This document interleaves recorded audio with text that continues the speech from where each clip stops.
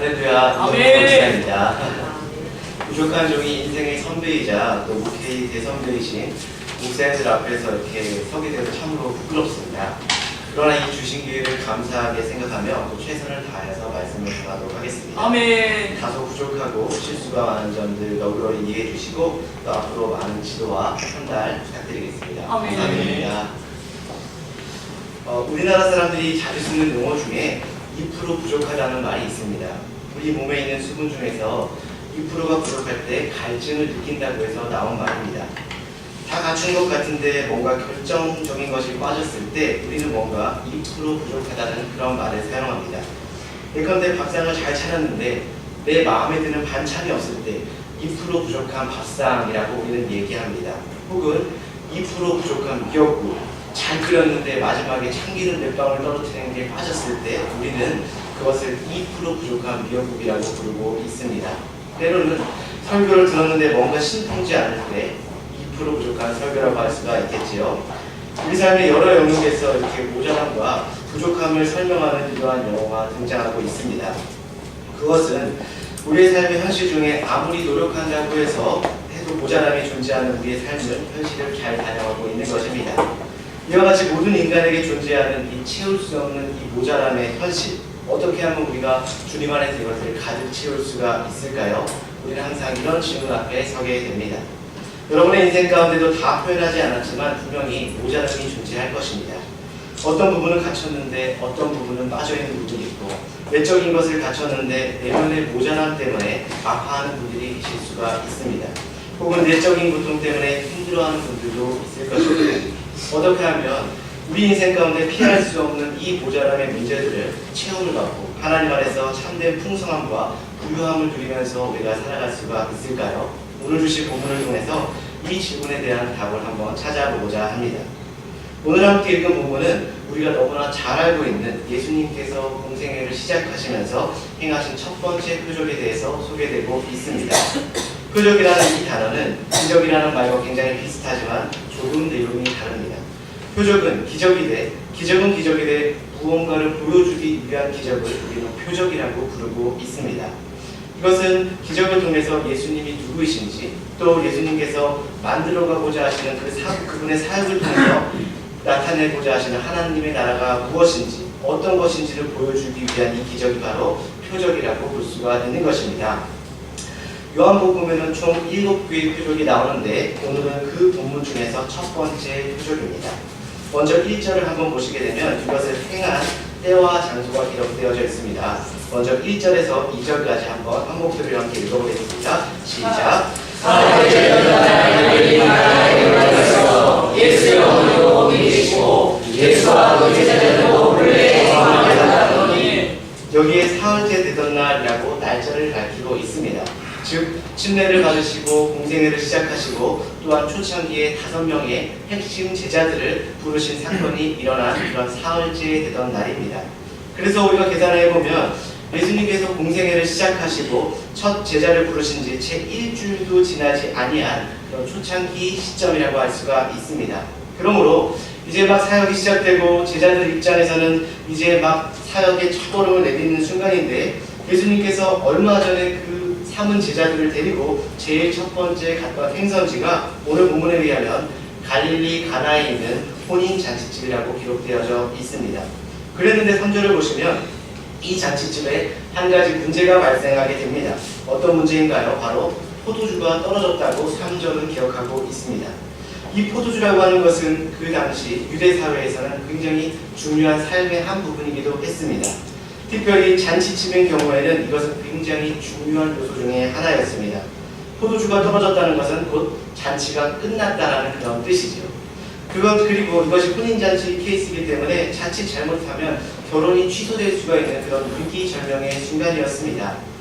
그러므로 우리가 생각하는 것보다 훨씬 더 심각한 문제가 바로 이 포도주가 유대 근동지가 결혼식장에서 떨어진 사건입니다.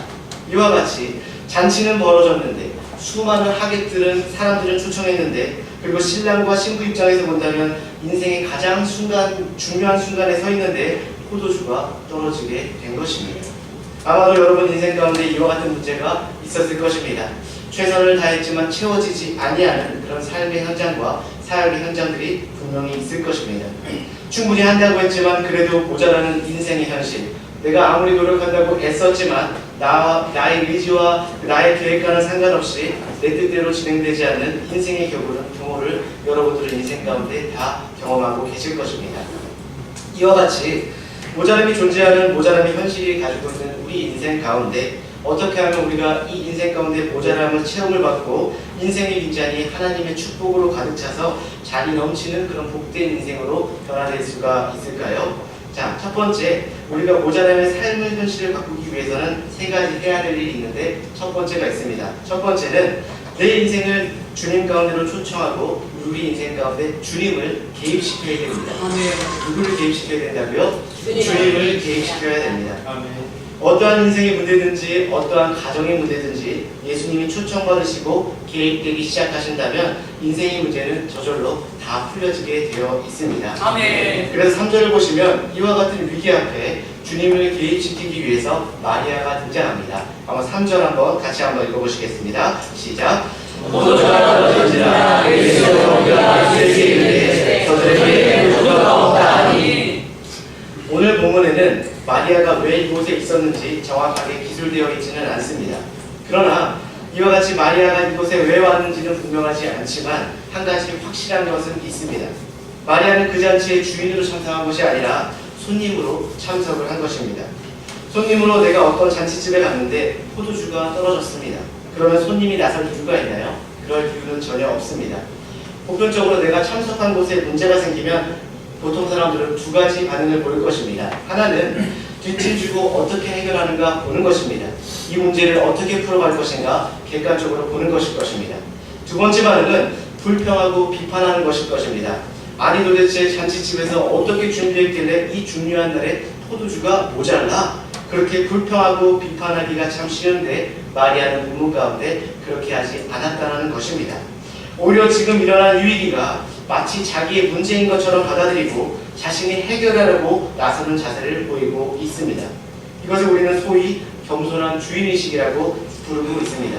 이것은 교만한 주인의식과는 반대된 개념입니다. 교회 안에서도 가끔 주인이 계시는데 먼저 왔다고 해서 성도님들 중에서 기득권을 주장하시는 분들이 종종 계시곤 합니다. 그런 케이스에는 반대로 겸손한 주인의식을 이 마리아는 보여주고 있습니다. 여러분, 어떤 사람이 교회를 세워나갑니까?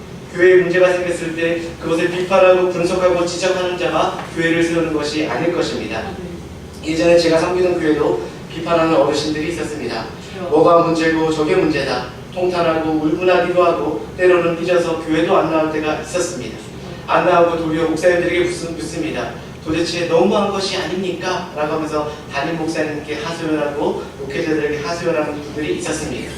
솔직히 말씀을 드려서 문제를 보고 분석하고 비판하는 것 누구나 할 수가 있는 일일 것입니다.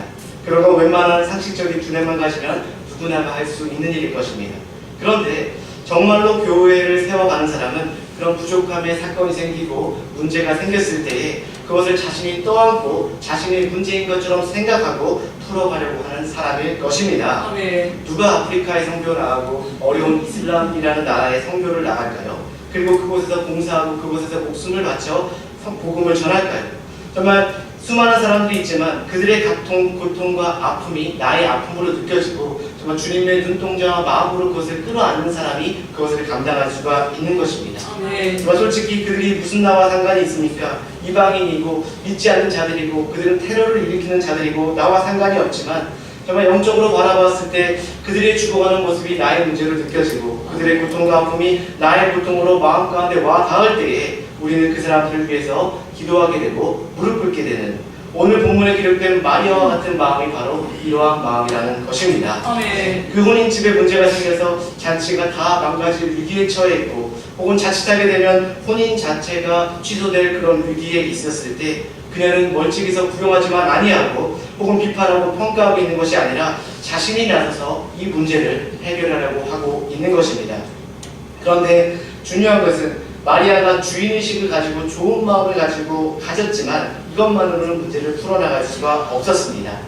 아무리 마리아가 노력하고 애써도 자기 힘으로는 안 되기 때문에 마리아는 이 문제를 누구에게 가져갔죠? 바로 예수님께 가지고 갔습니다. 아멘. 주님께 모든 문제를 다 리포트하고 주님이 이 문제 가운데 개입하실 것을 그는 요청하였습니다. 아멘. 그래서 3절에 뭐라고 얘기합니까? 예수의 어머니가 예수에게 이르되 저들에게 포도주가 없다 하니, 모자라는 것을 예수님께 상세히 아는 것입니다. 아멘. 우리는 이것을 기도라고 말하고 있습니다. 아멘. 어떤 분들은 굉장히 복잡하게 기도를 어떤 복잡한 문구나 문장을 동원해야만 기도라고 생각할 수 있지만 그런 것이 아닐 것입니다. 기도는 간단하게 우리의 필요를 하나님께 상세하게 설명드리는 것이 바로 기도의 것입니다. 아멘. 아프다면 아프다고 얘기를 하고, 아멘. 힘들다면 하나님 나 힘들어요 라고 얘기를 하고, 아멘. 도움이 필요하면 주님 나를 도와주십시오 라고 간절하게 이야기하는 것을 바로 기도라고 하는 것입니다. 아멘. 여러분에게 문제가 생겼을 때 걱정하고 염려한다고 해서 문제가 해결될 수 있을까요? 저도 키가 169이지만 1cm만 더 커서 170 되고 싶다고 해서 커지는 것이 아니라는 것입니다. 염려하고 걱정한다고 해서 우리 문제가 풀려지지 않습니다. 그러나 조용히 우리가 주님께 나가서 아뢰면 주님께서 주님의 선하신 뜻대로 그 방법대로 풀어주실 줄 믿으시기 바랍니다. 아멘. 오늘 말씀에 보게 되면 마리아는 지금 일어난 이 문제를 해결할 분이 바로 예수님 한 분이라는 것을 그녀는 믿고 있었습니다. 아멘. 그래서 예수님께 나아가서 그 문제를 상세하게 다 아뢰습니다. 아멘. 그랬더니 4절에 예수님이 답변을 하시는데 조금 우리와는 기대와는 다른 말씀을 하십니다. 4절 한번 읽어보시겠습니다. 시작. 예수께서 보시되 여자여 나와 무슨 상관이 있나이까 내 때가 아직 이르지 아니하였나이다. 얼핏 읽게 되면 좀 예의 없어 보이는 그런 얘기일 수 있습니다. 좀 냉정한 것 같아 보이기도 하고 자기 어머니의 이 부탁을 거절하는 것 같이 보이기도 합니다. 그런데 자세히 보면 결코 그런 뜻이 아닙니다. 여기서 여자여라고 부르는 것은 그 당시 관습으로 보면 굉장히 높은 말입니다.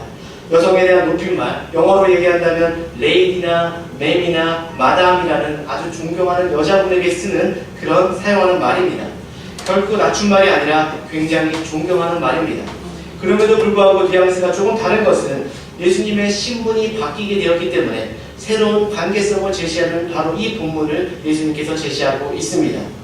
예수님께서 공생애를 시작하기 전에는 한 가정의 장남이었고 자기 어머니와 함께 많은 것을 공유하고 나누었던 관계였지만 이제 예수님께서 말씀하신 것처럼 그는 공생애를 시작하셨습니다. 이제는 공식적으로 메시아 사역, 하나님 사역을 시작한 상태가 되었기 때문에 예수님은 비록 자신의 어머니였지만 존경하는 표현이긴 하지만 어머니란 말 대신 여자여라고 높임말을 쓰고 있는 것입니다.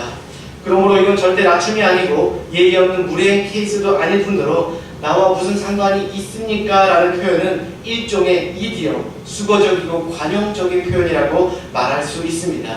쉽게 말하자면 이렇게 표현하는 것입니다. 어머니 너무 서두르지 마시고 잠시만 기다려 주십시오. 안 하겠다는 것이 아니라 이제부터 나는 전적으로 메시아 사역을 시작하기 때문에 그저 내 생각대로 닥친 대로 일할 수가 없습니다. 나의 아버지의 뜻에 따라 하나님의 뜻의 절차에 따라 그 때를 따라 할 것이니 잠시만 기다려 주십시오라는 내용이 포함되어 있습니다. 여러분 우리가 하나님 앞에 무엇인가를 부탁할 때는 하나님의 때를 인정해야만 할 것입니다. 하나님의 절차와 그 신뢰와 그 때를 우리는 믿어야 할 것입니다. 그래서 우리가 하나님께 맡긴 것으로 끝나야지 우리가 하나님께 기도하면서 윽박지르든지 강요한다든지 내 뜻대로 안 되면 하나님께 삐친든지 이렇게 행동하게 된다면 건강한 신앙의 상태가 될 수가 없을 것입니다. 하나님께 나의 문제를 상세하게 아뢰고 그리고 그분의 절차와 그분의 때를 따라 하시도록 맡겨드리게 된다면 그분이 그 문제를 풀어나가기 시작할 것입니다. 바로 이것이 믿음의 방법이고 믿음의 절차인 줄 믿으시기 바랍니다. 이와 같이 우리 인생 가운데 문제가 생기고 위기가 찾아왔을 때 우리가 첫 번째 해야 될 태도가 있다면 우리 삶 가운데 예수님을 초청하고 개입시켜야 되는 것입니다. 그런 여러분들 되시길 주님의 이름으로 축복합니다. 우리가 우리 인생 가운데 부족함을 넘치는 삶으로 바꾸려면 두 번째 해야 할 일이 있습니다. 바로 해야 할 일은 믿음 가운데 순종하는 일입니다. 무엇을 해야 된다고요? 믿음 가운데 순종해야 됩니다. 자, 예수님께서 우리 삶에 이렇게 개입을 하셨다면 이제는 주님이 무엇라고 하시든지 어떻게 명령하시든지 우리는 그에 따라 순종할 때에 주님의 표적과 기적이 일어나게 되는 것입니다. 아멘. 5절 한번 보시겠습니다. 5절 함께 읽겠습니다. 시작. 이에 어머니가 아이들에게 이르시되 너희에게 무슨 말씀하시든지 그대로 하리라. 아멘. 아멘. 이걸로 보면 아까 드린 것처럼 마리아에 대해서 주님께서 답한 것이 결코 거절이 아니라는 것을 마리아가 잘 알고 있었습니다. 그래서 하인들에게 지시한 것입니다. 이제부터 예수님께서 너희들에게 무언가를 얘기하실 텐데 예수님께서 어떤 말을 하시든지 그대로 순종하라라고 이야기하고 있습니다. 아멘. 그리고 나서 6절에 보니까 마침 그곳에 돌 항아리 6개가 있었습니다. 근데 그 돌 항아리에는 정결 예식에 따라 두세 통 드는 돌 항아리라고 오늘 성경이 가르치고 있습니다. 정결 예식이라고 하는 것은 유대인들이 밖에 외출하고 돌아오면 반드시 손이나 발을 닦게 되어 있었습니다. 그리고 음식을 먹기 전에는 반드시 손을 씻게 되어 있는데 그때 사용하는 물을 말하고 있습니다. 정결을 위한 물을 담는 그런 항아리였습니다. 거기다가 7절을 보니까 예수님께서 하인들에게 물을 가득 채우라 그렇게 명령을 하고 있습니다. 여러분 같으면 하인이라고 생각하신다면 그 명령에 순종할 수가 있겠습니까? 지금 연회장에서 필요로 하는 것은 술인데 예수님께서는 하인들에게 물을 채우라고 말하고 있는 것입니다. 아마도 이것이 정상적이라고 생각하지 않았을 것입니다. 우리의 생각과 상식에는 절대로 벗어났고 그리고 나의 논리에는 도저히 납득이 가지 않고 이해가 가지 아니한 정말로 이상한 상황이 이 가운데 벌어지고 있는 것입니다. 그래도 말씀대로 하는 것을 우리는 성경에서 순종이라고 이야기하고 있습니다. 아멘. 오늘 본문의 경우 이 하인들의 입장을 생각해 보시기 바랍니다. 이 하인들은 잔치의 처음부터 준비부터 처음 단계부터 얼마나 많은 수고를 하고 다 지켜봤겠습니까? 피곤하게 물건을 나누고 음식을 준비하고 나누느라 힘들었을 터인데 그렇지 않아도 바쁘고 힘든 가운데 어떤 사람이 오더니 말도 안 되는 명령까지 하고 있습니다. 아마 우리 같았으면 이해가지 않아서 뒤엎고 나왔을 수도 있을 것입니다. 그런데 이분들은 이해가 되지 않고 납득이 가지 않을지라도 그럼에도 불구하고 순종이라는 것을 몸으로 행합니다. 아멘. 물을 부으라고 하니까 아구까지 채웠다라고 나와 있습니다. 아멘. 이것은 완전한 순종, 내가 할 수 있는 마지막까지 순종하는 것을 이야기하고 있습니다. 아멘. 하나님이 지시하는 끝까지 마지막까지 그 탑까지 다 채우는 순종을 그들은 했습니다. 아멘. 그리고 나서 8절을 한번 보시면 같이 한번 읽겠습니다. 8절 시작. 이제부터 너희에게 가르치시되 가르치시오니. 여러분 이것이 별것 아닌 것 같지만 대단한 믿음입니다. 왜냐하면 방금 자기들이 물을 부었다는 사실을 누구보다도 잘 아는 것들이 바로 하인들이었습니다. 방금 분명히 물을 부었는데 예수님께서 말씀하시기를 물을 떠다가 누구에게 갖다 주라고요? 연회장에게 갖다 주라는 것입니다. 연회장이라고 하는 것은 그 파티의 책임자를 말하는 것입니다. 그 파티의 책임자에게 이 물을 갖다 주래요. 그런데 많은 물을 떠다 주게 되면 어떤 상황이 벌어지겠습니까? 아마도 난리가 나고 정말 혼나게 될 것이고 파티가 망쳐지게 될 것입니다. 그럼에도 불구하고 자기들은 직접 자기 손으로 쏟아부었던 그 물을 쏟아부었던 그 항아리를 떠서 연회장에게 갖다 주게 되었습니다. 여러분 이것은 믿음 아니면 할 수 없는 일입니다. 아멘. 이해가 가지 않고 납득이 가지 않지만 주님께서 하라고 하시기 때문에 믿고 순종하는 것이 바로 순종인지 믿으시기 바랍니다. 아멘. 그랬더니 9절에서 기적이 일어났습니다. 한번 9절 말씀 함께 읽겠습니다. 시작. 연회장은 물론에 포도주를 먹고 어디서 났는지 알지 못하네 물 또한 하인들은 알더라. 연회장이 신랑을 불러 그 물이 포도주가 되어져서 이 연회장이 그 포도주의 맛을 보고 어디서 났는지 알지 못하되 물 또한 하인들은 알더라. 아멘. 여기서 신앙의 비밀이 있습니다. 연회장은 어떤 경로를 통해서 이 포도주가 되었는지 어떻게 어디서 나왔는지 전혀 알지 못했는데 그 현장에서 직접 순종했던 하인들은 이 모든 이유들을 알더라라고 성경은 이야기하고 있습니다. 아멘. 이것을 우리는 신앙의 비밀이라고 이야기하고 있습니다. 아멘. 우리 찬송에서 이런 것이 있죠. 예수 믿는 것은 받은 증거만이다. 바로 나와 너는 모를 수 있지만 나만 하나님만 알 수 있는 그런 신앙의 비밀과 증거가 너무나 많기 때문에 내가 예수 믿는 것은 바로 그 증거가 있다는 것입니다. 아멘. 그럼 우리의 믿음이 성장하려면 이러한 신앙의 비밀이 많아야만 합니다. 아멘. 여러분이 이 비밀을 경험하고 나면 여러분 삶이 달라지고 가치관이 달라지고 믿음이 달라지게 되는 것입니다. 아멘. 우리가 교회를 다니고 경건으로 성경을 읽고 성경 공부도 하지만 그것만으로 충분하지가 않습니다. 정말 내가 순종했을 때 경험하게 되는 그 믿음의 기적, 아멘. 우리가 이것을 하나님 앞에서 체험하게 된다면 우리의 삶과 가치관도 바뀌게 되고 아멘. 기적을 향한 인생의 변화로 나아갈 수가 있게 되는 아멘. 것입니다. 우리가 믿는 하나님은 우리의 논리나 우리의 생각의 한계에 묶이시는 하나님이 아닙니다. 아멘. 오늘 많은 그리스도인들이 하나님을 우리의 이성의 박스 안에 많이 가둡니다. 내 논리에 가둬놓고 내가 이해할 수 있는 부분까지만 하나님을 이해하고 하나님을 신뢰하기 때문에 하나님 사이즈의 참 기적이 일어나지 않는 곳에 볼 수가 있습니다. 그런데 나의 틀을 깨뜨리고 아멘. 나의 이성과 합리성을 깨뜨리고 아멘. 하나님 앞에 전적인 신뢰를 드리고 순종하게 된다면 아멘. 우리 인생 가운데 분명히 예수님 사이즈의 기적이 일어나게 될 것입니다. 아멘. 2000년 전에 일어났던 정말 죽은 자를 살리고 병을 고치셨던 기적이 우리 가운데도 교회 가운데 일어나게 될 것입니다. 아멘. 우리 인생 가운데 문제가 많다고 하지만 문제가 많은 것이 아닙니다. 아멘. 어쩌면 우리 믿음 가운데 온전한 순종이 없기 때문에 우리가 그런 기적들을 지금까지 기적을 경험하지 못할 것입니다. 지금이라도 우리가 믿음 가운데 온전히 순종하게 된다면 아멘. 우리 인생 가운데 물이 포도주가 되고 아멘. 위기가 변화해서 축제가 되어지는 아멘. 놀라운 일을 경험하게 될 줄 믿습니다. 아멘. 이와 같은 모자름을 가진 한계를 가진 우리 인생이 넘치는 삶을 살아가려면 우리 힘만으로 할 수가 없습니다. 우리는 예수님께 도움을 요청해야만 됩니다. 아멘. 이 삶 가운데 예수님 나의 삶에 개입해 주시고 아멘. 내 문제 가운데 교회 문제 가운데 내 자녀의 건강과 내 문제 가운데 개입해 달라고 우리는 요청해야 됩니다. 아멘. 두 번째는 그가 우리에게 하시는 말씀에 순종하는 것. 내 이성에 맞든 내 합리성에 맞지 않든 내 경험에 맞지 않든 하나님을 전적으로 믿고 순종하는 것. 아멘. 이것이 바로 기적으로 나가는 두 번째 단계인 것입니다. 아멘. 마지막으로 우리가 부족함의 삶을 넘치는 삶으로 바꾸려면 우리는 변화의 능력을 기대해야 됩니다. 아멘. 어떤 능력을 기대한다고요? 변화의 능력을 기대해야 합니다. 변화의 능력을 믿어야 됩니다. 물을 떴으면 물로 포도주가 변할 것을 우리는 믿어야 됩니다. 아멘. 물을 갖다 줬는데 난리 날 거야 라고 하는 것이 아니라 물을 떠다주고 포도주로 변화될 것을 믿어야 된다는 것입니다. 아멘. 우리가 주님을 초청하고 주님의 말씀을 순종하지만 실제적으로 변화를 일으키시는 분은 바로 하나님입니다. 아멘. 우리가 씨를 뿌리고 물을 주지만 그것에 기르시는 분은 하나님이시라는 것입니다. 아멘. 오늘 보면 10절에서 11절을 보시면 이 사건을 통해서 일어난 변화를 잘 소개하고 있습니다. 먼저 10절 한번 같이 읽겠습니다. 시작. 하나님의 사랑과 먼저 좋은 분들을 내고 무시하는 나의 것을 그들은 지금까지 좋은 포도주를 주었다. 하리라. 아멘. 아멘. 처음보다 나중에 나온 포도주가 더 향기나고 맛있고 좋았다라는 사실을 밝히고 있습니다. 아멘. 일반적으로 세상의 변화는 처음에 좋았는데 나중에는 나빠지는, 처음에는 정말 행복한 허니문을 보내고 결혼 생활을 보냈는데 갈수록 척박해지는,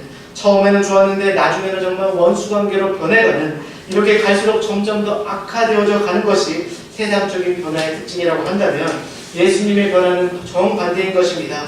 갈수록 좋아지고 성숙되어지고 아멘. 아름다워지고 아멘. 갈수록 맛이 깊어지고 갈수록 아멘. 향기나는 포도주같이 변화되는 변화가 바로 예수님께서 주시는 우리 인생의 변화인 줄 믿으시기 바랍니다. 아멘. 이와 같이 물이 포도주로 변하게 되고 아멘. 포도주가 더 깊은 맛을 내는 변화를 보게 된 이 제자들 11절에 보게 되면 이 표적을 보면서 어떤 변화를 그들의 삶 속에서 느끼게 되었는지 잘 나와 있습니다. 11절 말씀 함께 보겠습니다. 시작. 예수께서 이 전도를 내리기 바라시나요? 그의 영광을 제자들이 그를 믿으라. 아멘. 아멘. 아마도 이것을 하시기 위해서 예수님께서 혼인잔치에 참석하시고 이 기적을 행했을 가능성이 많습니다. 여러분 오늘 본문을 읽는 중에 단순히 어느 한 잔치집에 문제가 생겼는데 고민하는 문제가 풀렸다 여기서 끝나게 된다면 오늘 본문의 말씀을 우리는 다 이해하지 못한 것일 것입니다. 오늘 이 사건을 말씀드린 것은 바로 표적을 위해서입니다. 단순히 기적이 일어났다, 이것이 풀렸다라는 것이 아니라 이 기적을 통해서 무엇을 나타내기 원하셨는가, 그분의 영광을 나타내시고 하나님의 아들이라시라는 것, 하나님의 비전을 영광을 보여주셨다는 것이 바로 이 본문의 핵심입니다. 아멘. 그리고 하나님의 나라의 권세가 어떤 것인지를 선포하는 기회가 이 본문을 통해서 나타나게 되었습니다. 아멘. 그리하여 이와 같은 하나님의 영광을 보고 예수님이 하나님의 아들 되심에 대한 확실한 체험을 보게 된 제자들이 비로소 예수님을 메시아로 믿기 시작했다고 아멘. 성경을 밝히고 있습니다. 아멘. 예수님을 따르는 그 제자들, 예수님을 따른 그 자체는 그들 머릿속에 생각 속에는 아마도 하나님께서 보내신 메시아일 거야 라는 생각 때문에 따라다녔던 것은 사실입니다. 그렇게 따라갔다는 것은 사실인데, 그러나 예수님이 하나님의 아들인 것은 직접 증거로 눈으로 명확하게 보여주신 사건은 바로 오늘 본문의 사건입니다.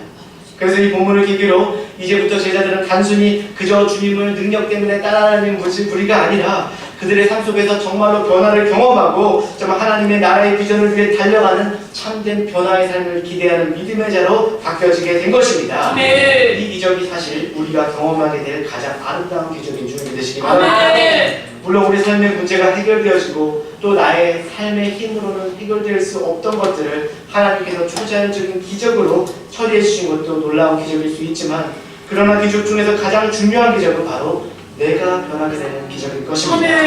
맹물같이 맛없었던 나의 인생, 맹물같이 짜고도 맵지도 않았고 정말 싱겁지도 않았던 나의 인생이, 정말 내가 사는 인생이 무엇인조차 의미조차 깨닫지 못했던 나의 그 인생이 예수님 만나서 정말로 진한 포도주로 변화되는 변화, 향기나는 인생으로 변화되는 그 변화, 이제부터는 그냥 주어졌기 때문에 내가 사는 것이 아니라 그냥 살아가는 간 인생이 아니라 예수님을 따라서 비전을 세우고 그 나라의 비전을 꿈꾸며 참된 가치와 영원히 불변하는 목적을 가지고 살아가는 인생으로 변화되는 그 변화, 이것이 바로 우리가 모두가 추구해야 될 변화이고 진정한 기적이라고 말할 수가 있습니다. 아멘. 오늘 여러분 속에 주님이 계실 것입니다. 아멘. 여러분 가정 속에 교회 가운데 분명히 계실 것입니다. 아멘. 우리가 모든 것을 다 소유한다고 할지라도 주님을 빠진다면 우리는 모든 것을 다 잃는 거나 마찬가지인 것입니다. 아멘. 우리의 힘과 능력으로 아무리 채우려고 발버둥쳐도 우리의 힘만으로는 우리의 인생을 만족하게 다 채울 수가 없습니다. 아멘. 우리는 우리 인생 가운데 주님을 초청해야만 합니다. 아멘. 주님을 개입시켜야만 합니다. 아멘. 그때 비로소 할 수 있는 고백이 시편 23편 1절에 있는 다윗의 고백의 말씀일 것입니다.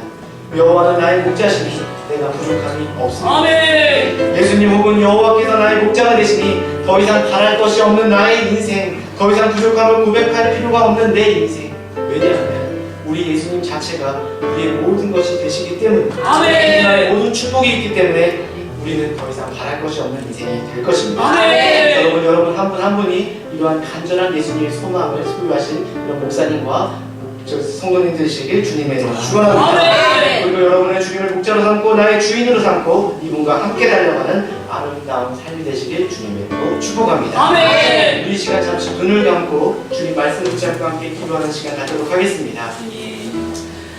우리 인생 가운데 항상 문제가 있고 모자람이 있고 한계가 있습니다. 그리고 갈증이 있습니다.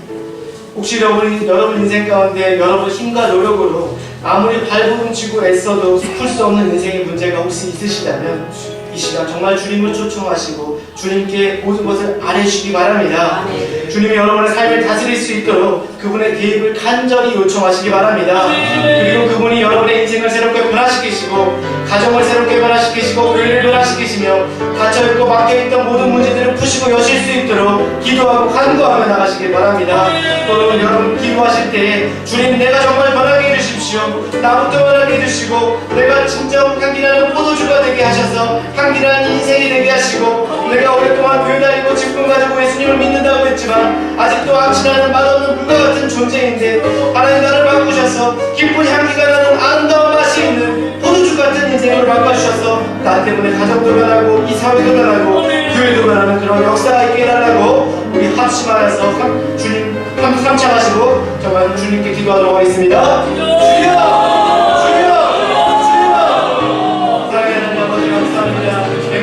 나의 인생을 거듭나게 하시옵소서. 하나님 이제는 향기나는 포도주가 되어서 정말 주님의 영광을 인생이 되게 하시고 갇혀있고 막힌 것 모든 주님을 주시고 예수님으로 기도하며 간구하는 하나님의 주님으로 인도하여 주시옵소서. 주님 내가 먼저 변하게 해주세요.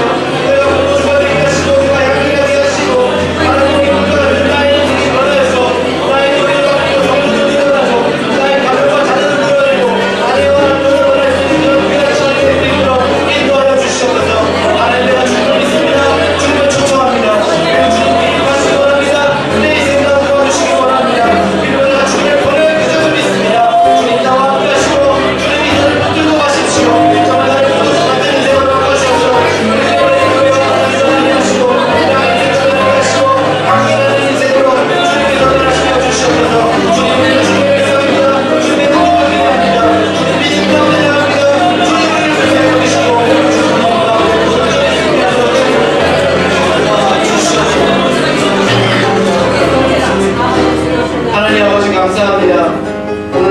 부르셔서 포도주와 같은 향기나는 인생으로 바꿔주시고 이 땅에서 볼 것을 위해 달려가는 삶이 아니라 주님의 부르심과 그날의 꿈을 향해 나갈 수 있는 변화된 인생 되게 하심을 감사를 드립니다.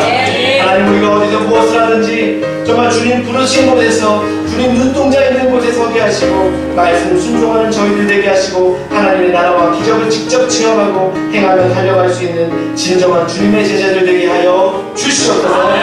이와 같은 우리의 인생이 주님의 진한 향기나는 포도주로 바뀌게 하여